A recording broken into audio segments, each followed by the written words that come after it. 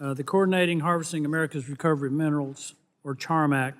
As I discussed yesterday, China has made a calculated, concerted effort to control the supply chains of important materials and have already demonstrated their willingness to exploit our vulnerabilities. This problem is too grave to ignore, and solving it requires us to leverage the expertise of all of our federal agencies and necessitates coordinated action across agencies.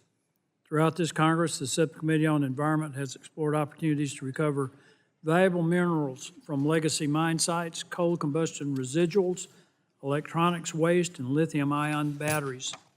We have a wealth of non-traditional critical mineral sources already within our borders, but we need to implement an intentional strategy to take advantage of these sources and to identify and remove unnecessary regulatory barriers that stifle innovation and deter investment.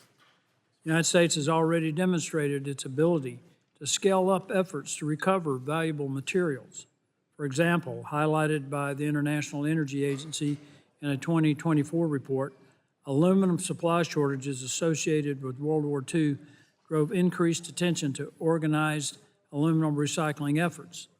In 2024, the United States had a significantly higher share of secondary aluminum supply as a percentage of its total supply than other advanced economies.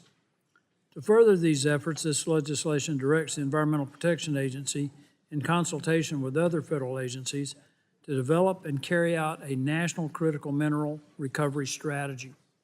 This legislation directs EPA to identify programs both within that agency and within others that relate to critical mineral recovery.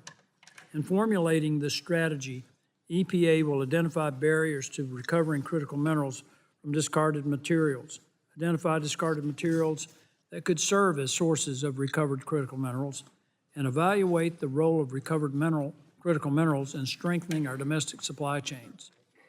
I want to thank my Democratic colleague, my friend Mr. Tonko, the ranking member of the Subcommittee on Environment, for joining me in leading this legislation.